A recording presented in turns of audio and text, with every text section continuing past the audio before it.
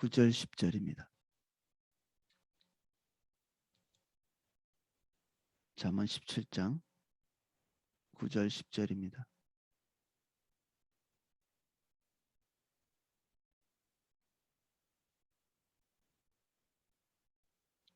자, 잠언 17장 9절 10절을 읽어보겠습니다. 허물을 덮어주는 자는 사랑을 구하는 자요, 그것을 거듭 말하는 자는 친한 벗을 이간하는 자니라. 한마디 말로 총명한 자에게 충고를 하는 것이 매 백대로 미련한 자를 때리는 것보다 더욱 깊이 박히느니라. 아멘. 내용을 살펴보겠습니다. 이 9절 10절은 서로 상반된 구절이라고도 볼 수 있습니다. 서로 다른 것을 말하고 있는 것 같이 보이고, 성경에 이런 본문이 되게 많습니다. 어떤 것은 이렇게 하라고 했다가 어떤 것은 반대로 또 말하기도 하고, 이것이 우리 솔로몬이 말한 것처럼 항상 이 삶의 해답이 양갈래로 이렇게 나누어집니다. 때로는 살릴 때가 있고 죽일 때가 있고, 옷을 찢을 때가 있고 꿰맬 때가 있고, 돌을 던질 때가 있고 돌을 다시 모을 때가 있고, 이 삶의 모든 그 구조들이 양갈래로 나누어져 있어서 어떤 한 것을 붙잡고 우리가 진리를 잡았다고 이렇게 얘기하기가 불가능하죠.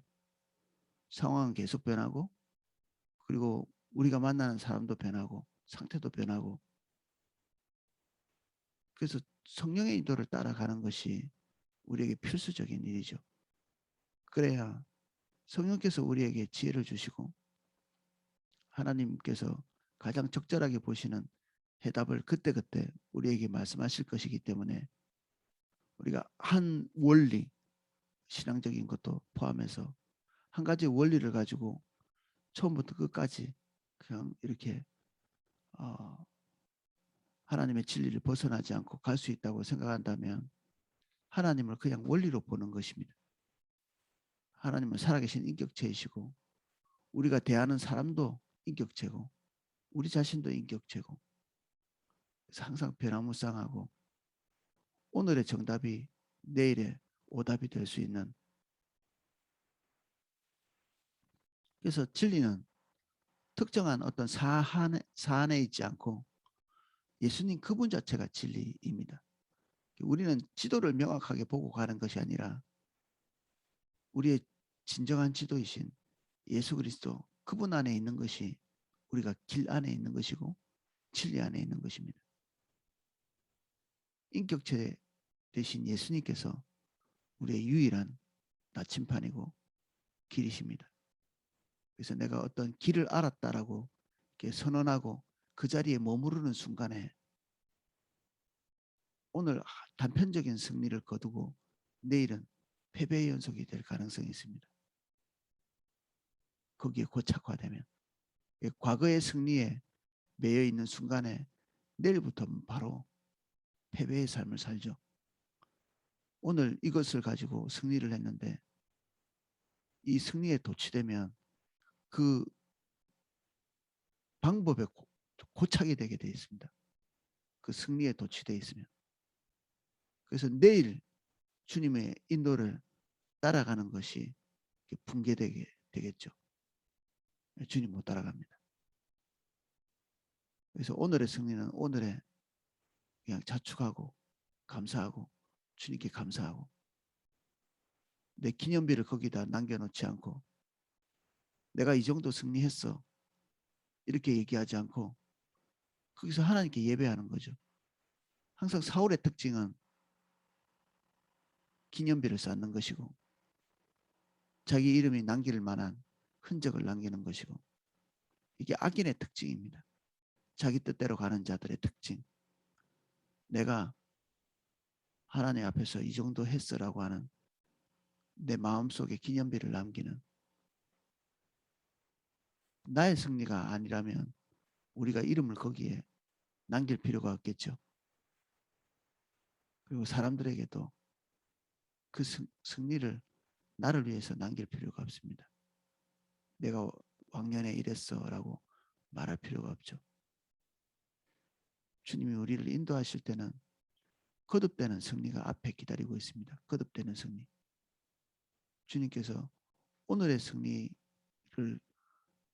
주시기 위해서 우리를 이렇게 인도해 오신 게 아니라 매일매일 우리의 삶에 새로운 승리를 통해서 하나님의 궁극적인 것을 우리에게 알리시고 결국 삶의 목적은 주님 아는 것입니다. 승리를 통해서 승리에 주저앉는 것이 아니라 그 승리, 그 속에 계시는 하나님의 임재 그리고 주님 그분 자체 거기에 우리가 고착되어지는 거죠. 원리가 똑같죠. 우리가 기도를 드리고 하나님으로부터 기도에 응답을 받는 것, 기도에 응답받은 것이 우리의 삶이 고착해야 될, 안주해야 될 그것이 아니고 그 기도를 응답하신 주님 그분 자체, 우리의 필요를 채우시는 그분 자체, 거기로 돌아가는 것. 이게 원리는 쉽지만 굉장히 많이 하는 실수들입니다. 주님께서 주신 것에 고착하고 주님께서 우리에게 안겨주신 그 승리에 고착화되어서 그 다음 단계 주님을 따라가지 못하는. 그래서 사사기에 보면 주님을 따라가는 것이 지속되지 못하고 때로는 한 해, 때로는 두 해, 단발적 승리를 한 다음에 그 다음 단계에선 사사들이고 이스라엘 백성 전체고 가다가 넘어지고 주님 떠나게 되고 그렇게 되는 거죠. 너무나 많은 케이스가 이런 케이스입니다. 너무 많은 케이스가. 히스기야도 말년에 주님 따라가지 못했고 요시야도 말년에 하나님께서 기대하시는 바를 선택하지 못하며 여호사밧도 치명적인 실수를 악인을 사귀는 걸 통해서 저지르고 마는데 우리도 항상 이러한 실수에 노출되어 있다는 사실을 알고 오늘의 승리를 계속해서 염두에 두는 것, 이런 실수를 하지 말아야 합니다.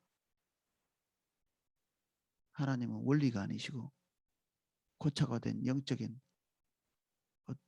어떤 경험들이 아니시기 때문에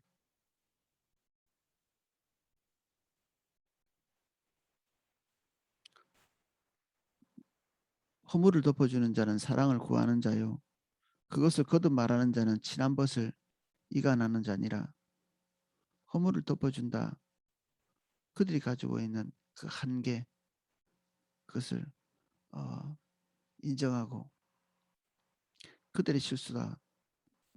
그들의 실수를 볼 때 우리가 그들 앞에서 우리를 높일 수 있는데 우리가 그렇게 하지 않는 거죠. 우리의 마음은 항상 나보다 남을 낮게 여기는 마음에서 떠나지 말아야 되는데 이 순간에도 그렇습니다. 어떤 사람이 어떤 중대한 실수를 할 때 우리가 그 사람보다 우리의 도덕성을 높일 수 있는데 이렇게 하는 것은 지금 현재 내가 곱게 살아가고 있는 것에 대한 그 원인을 나 자신의 우월성에 두는 거죠. 그 사람보다는 내가 좀 나은 것 같을 때 다른 사람의 허물을 낮게 보고 그 사람 자체를 그 허물과 함께 낮춰버리는 거죠. 형제를 바라볼 때 그렇게 바라봐서는 안 됩니다. 누구든지. 어떤 허물이 있을 때 그 허물과 함께 그 형제를 낮추는 것이 아니라 내가 도리어 두려워야 되죠. 왜냐하면 그 형제가 나보다 나은데도 불구하고 그런 허물을 오늘 저질렀다면 우리도 얼마든지 그 죄에 넘어질 수 있는 거죠. 실제로 저 자신도 이게 다른 사람의 허물에 대해서 이렇게 좀 비판적인 마음을 가지고 대할 때가 있었는데 그때마다 웬일인지 저 자신이 얼마 가지 않아서 그 형제가 짓는 그리고 형제에게 있는 그 허물이 저 개인에게도 발견되는 경험들을 되게 많이 합니다. 혹시 그런 것을 경험한 적이 있으신가요? 근데 이게 저 개인적으로는 한 번 된 게 아니라 몇 번 그렇게 거듭되는 그 사람의 허물을 말할 때마다 곧 이어서 저에게 그러한 것이 발견되는. 그래서 어느 시점에는 남의 허물에 대해서 그렇게 민감해지지 않게 되는 것 같아요. 왜냐하면 조만간 그렇게 말하는 순간에 과거의 경험에 의하면 제 안에도 그런 것이 있다는 사실을 곧 발견하게 되기 때문에.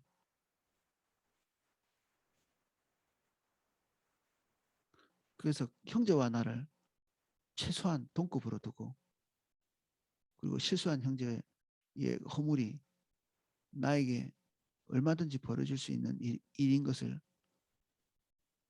자각하고 두려움으로 형제에게 이러한 부분들을 혹시라도 얘기해야 될 때는 정말 하나님 앞에서 형제를 사랑하는 마음, 그곳에서 하나님의 은혜가 다시 부어지기를 기대하는 마음, 그런 마음이 충일할 때, 우리 안에 충만하게 될 때, 그리고 하나님의 인도를 따라서 또 전달하는 방법도 거듭 생각해서 말해야 되겠죠.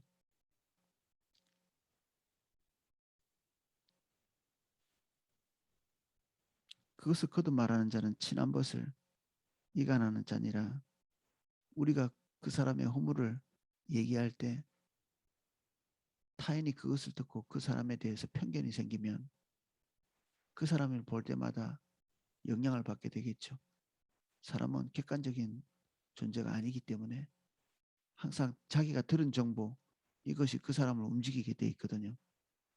우리가 무엇을 듣든지 우리는 그 정보로부터 자유로울 수 없습니다. 계속 우리의 판단, 행동에 남아서 우리에게 영향을 미칩니다. 그래서 좋은 정보를 거듭 듣는 것은 좋은 일이죠. 주님으로부터. 하나님께서 우리에게 좋은 정보를 주셔서 우리 안에 그것이 계속 남아있을 때 우리는 좋은 판단을 하게 될 가능성이 훨씬 높죠. 100%는 아니라 할지라도. 근데 나쁜 정보를 계속 듣는다. 우리는 처음에는 그것이 객관화되어 가지고 어떤 판단을 할 때 인위적으로 배제할 수 있을지 모르겠는데 반복적으로 계속 들을 때 그것이 우리 판단 속에 녹아지게 되어 있습니다. 판단 속에. 뭔가를 결정할 때 그것이 반영되어서 결정되어지죠. 어떤 사람이 이쁘다, 어떤 사람이 못났다, 이렇게 우리 눈이 그런 걸 판단하잖아요. 주님이 주신 건가요? 어떤 사람의 외모를 평가할 때 어떤 사람의 외모가 보기 좋다, 나쁘다, 이게 하나님이 주신 게 아니라 우리가 스스로 보고 들었던 모든 정보들이 우리 안에 어떤 형상을 만드는 것입니다. 우리 안에, 내면 안에. 우리 내면 안에 있는 형상이 상대방의 외모를 볼 때 그 내면 안에 있는 모습과 일치가 되는, 우리가 TV에서 연예인들을 많이 봤다면 연예인하고 비슷한 사람을 볼 때 잘생겼어, 좀 이렇게 외모가 훌륭하지 않군, 이렇게 생각하는 거죠. 이것과 일치될 때. 그래서 그 문화에 따라서 이런 것이 비슷하게 작용할 수도 있고 완전히 다르게 작용할 수도 있거든요. 아프리카 사람은 우리랑 외모를 보는 어떤 방향이 전혀 틀릴 거고 우리나라 사람, 중국 사람 다 틀리거든요. 이게 어떨 때는 우리가 볼 때는 끔찍한 외모인데, 그러니까 예를 들면 막 입술을 찢어가지고 막 여기다가 판을 꽂아놓는 아프리카 사람들, 그런 습관들, 그들이 볼 땐 그게 아름다움이지만 우리가 볼 때는 흉측한 거죠. 젊은 사람들이 살에다가 이게 뭔가를 박아놓는 이런 게 유행인데 문신하는 것도 똑같고, 이건 우리 가슴 속에 이미 하나의 이미지가 있는 것입니다. 거듭 우리가 받는 정보를 통해서. 그래서 우리가 어디서부터 정보를 많이 받고 있는가? 그러면 결국에는 우리가 그 정보를 통해서 세상을 바라보는 이 월드뷰라고 하는데 세계관이 거기에 따라서 형성이 되게 되어 있습니다. 그래서 우리의 감정이 어떻든지 간에 지금 이 순간에 내가 올바로 판단해야지라고 할지 모르겠는데 주님의 인도를 따라서 판단해야지라고 우리는 생각하고 있지만 우리 머리는 자동적으로 우리 마음속에 이미 받아들인 정보를 기반으로 해서 세상을 바라보게 돼 있고 그것을 바라볼 때 옳다 그르다라고 평가하고 있는 이 평가를 우리 내면의 잣대를 가지고 평가하게 돼 있습니다.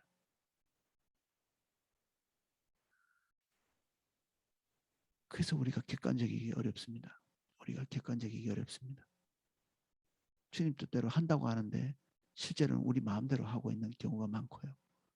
우리가 많이 쌓아두고 있는 우리의 생각, 우리의 고집 이것이 결국 우리가 보고 들은 정보의 누적에 의해서 판가름 나는 것입니다. 그래서 어린아이들이 자유를 가지고 아무렇게나 판단하도록 내어버려 두면 그가 듣고 본 정보를 기반으로 해서 판단하겠죠. 100% 나쁜 것을 선택하게 됐습니다. 악한 것을 선택하고요. 아이들에게는 올바른 정보를 처리할 수 있도록 하나님께서 주시는 하나님의 말씀을 계속해서 주입해야 합니다. 그것을 주입해야만 그것을 기반으로 해서 올바른 판단을 할 수 있습니다. 우리는 세속적인 그 교육적 가치를 가지고 아이들에게 자유를 허락하면 그 자유를 가지고 머리도 좋아지고 막 그럴 거라고 생각하는데 예, 전혀 그렇지 않습니다. 혹시 학교 성적이 좋을지 모르지만 하나님의 선한 판단을 하는 것은 불가능한 일이죠.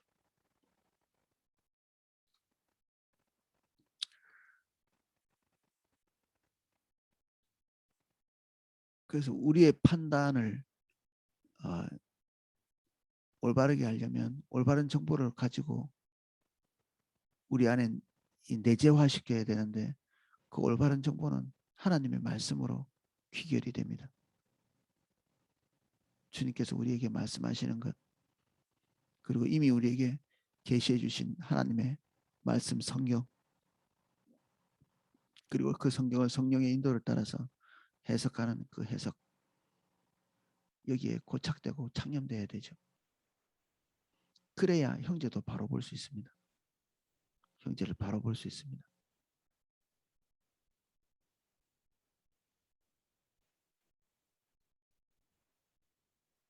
10절 한마디 말로 총명한 자에게 충고하는 것이 매 백대로 미련한 자를 때리는 것보다 더욱 깊이 박히느니라. 세게 말한다고 사람들이 전환되지는 않더라고요. 그리고 재앙을 당한다고 전환되지도 않습니다. 암에 걸려서 시한부 인생을 산다고 인격이 변화되지 않습니다. 어떤 분들은 큰 뭐 사고가 나서 어떤 삶을 전환하고 이런 일이 있다고 해서 인간이 그런 줄 알지만 실제로 그런 큰 사고가 그 사람을 주님께로 인도하는 것이 아닙니다. 하나님께서 우리의 마음을 단련하고 우리 안에 있는 찌기를 제거해내는 그런 과정에서 고난이 있을 수 있거든요. 하나님이 우리의 마음을 그렇게 다루어 가실 수 있습니다. 근데 그것도 하나님의 개입.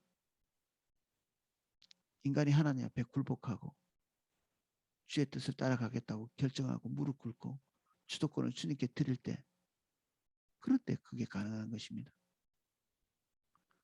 바로처럼 아무리 강한 타격이 와도 마음이 더더욱 하나님 앞에서 강해지고 하나님을 대적하게 되고 이게 자기 탐욕이라는 것이 그것을 버젓이 두고는 하나님 그 외에 외부적인 어떤 자극이 온다고 변화되지 않는 거죠. 우리 뜻이 선명할 때 하나님의 말씀이 백해무익하게 됩니다. 오히려 그 하나님의 말씀이 들어올 때 우리가 그 우리의 탐심을 이루는 것으로 그 내용이 우리에게 재해석되어 버릴 그런 가능성이 많죠.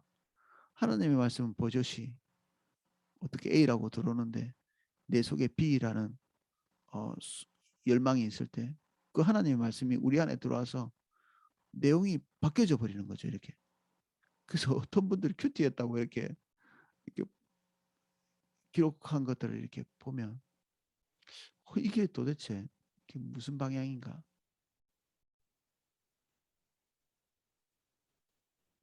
기도 사역 받고 난 다음에도 기도 사역 그 받은 것을 기반으로 해서 어떤 결정을 내리는데 기도 사역과 정반대의 결정을 내리는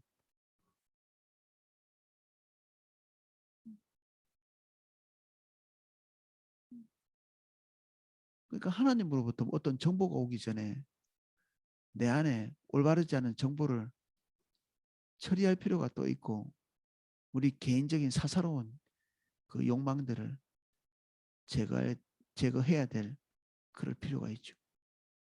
뭐든지 다 동시에 일어나는 것이기도 하고 우리에게는 좀 앞으로 가나 뒤로 가나 우리의 개인적이고 사사로운 우리의 의지, 우리의 뜻들을 내리는 것이 범사에 우리에게 필요한 것들입니다.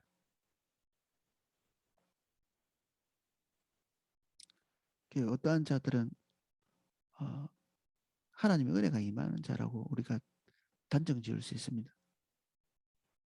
말 한마디로 총명한 자에게 충고하는 것이 그 사람의 영혼을 구원할 수 있는데 그 사람이 어떤 사람일지 우리가 측정할 수 있나요? 이게 어려운 것입니다. 하나님의 성령께서 어디에서 움직이고 계신가? 그 사람과 함께하고 있는가? 그래서 이게 거부하기로 결정한 사람은 우리가 늘 그렇게 선택할 수 없기 때문에 한 번쯤 두 번쯤 얘기하고 그 사람을 씨름해서 뒤집어 놓을 생각을 해서는 안 되겠죠. 우리의 힘만 더 낭비하게 됩니다. 그 사람은 뒤로 물러나서 하나님께서 그에게 은혜로 임하여 주실 때까지 기도하면서 기다리는 것이죠. 저도 이 씨름 많이 하다가 서로에게 상처만 많이 입히는 그런 경험들이 많이 있습니다. 은혜가 오기 전까지는 이런 일은 일어나지 않습니다.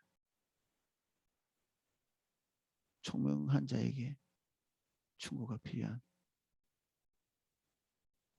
때로는 그의 가치가 돼지처럼 탐욕스럽고 개와 같이 누추하고 그의 사고 체계가 세상 정보로부터 이렇게 받아들인 것들이 뒤섞여 있어서 도무지 거룩함이 없을 때 그 보는 관점이 거룩하지 않을 때 우리는 진리를 그에게 제시하는 것이 무익할 때가 있습니다.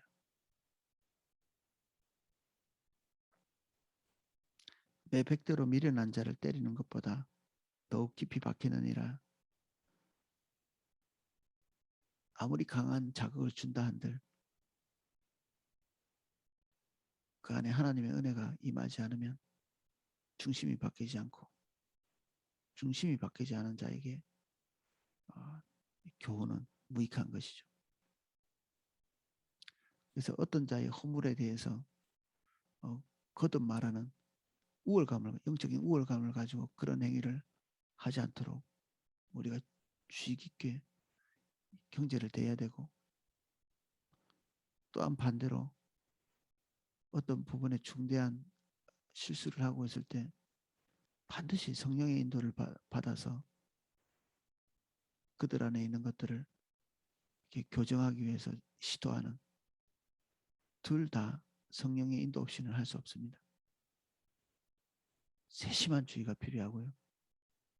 우리 마음속에서 뜨거운 마음이 일어나면 충고하시면 안 됩니다. 우리의 마음이 평온 가운데 있고 우리의 마음이 상대방에 대해서 불편하지 않은 마음이 내재하고 있을 때 그때 조언하는 것입니다. 하나님의 성령께서 우리에게 오시면 일어나는 우리 내적인 반응이 있죠. 평온, 겸손, 안식하는 마음, 나보다 남을 낮게 여기는 마음, 성령의 9가지 열매로 대변되는 그 모든 그 성품들이 우리 안에서 이렇게 작동하게 되어 있습니다. 하나님의 성품이기 때문에 우리 안에 그런 것이 내재되어 있을 때 상대방의 어떤 허물이 보일 때 지혜를 가지고 한 번쯤 말할 수 있는 거죠. 한 번쯤.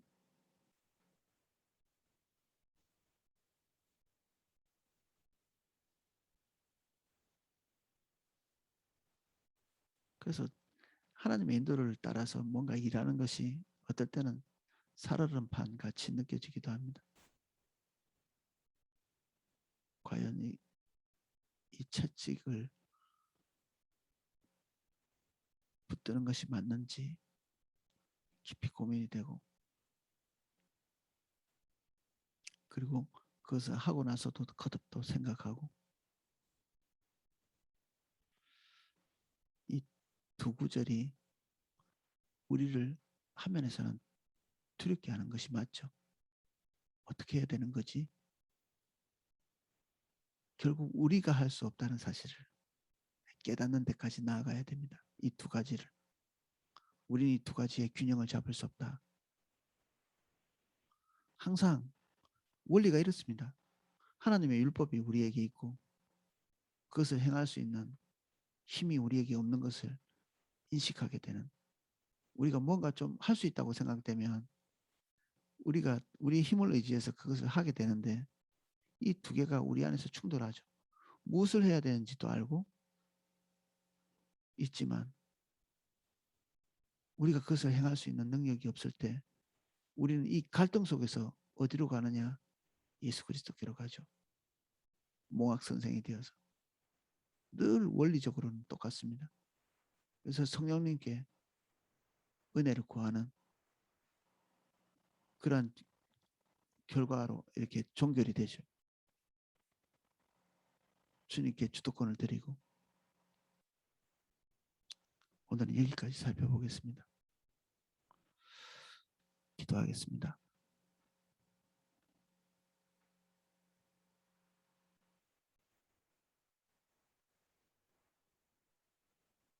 형제에게 한마디의 말을 건네는 것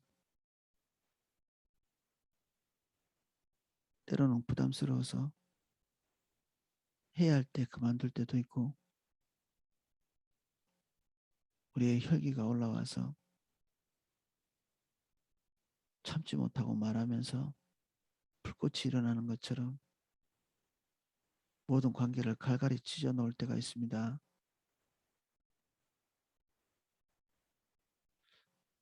성령님,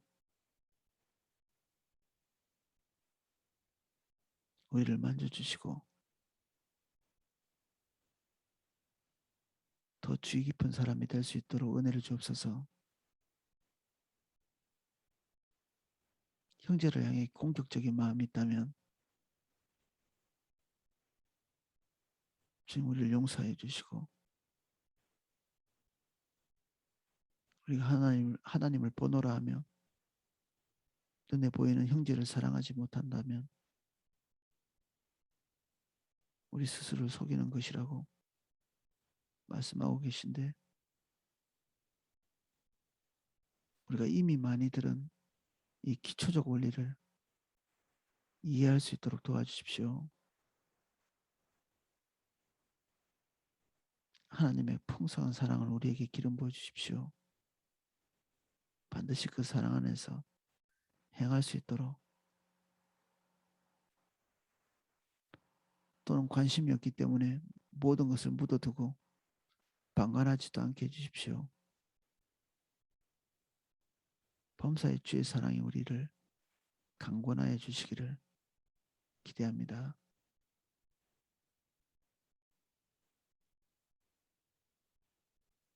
예수님 이름으로 기도합니다. 아멘. 예, 제가 기도하고 교퇴하실 수 있도록 음악을 방송해 드리겠습니다. 오늘 제가 주소를 좀 늦게 올리고 또 이 채팅창에 차양도 올리지 못했는데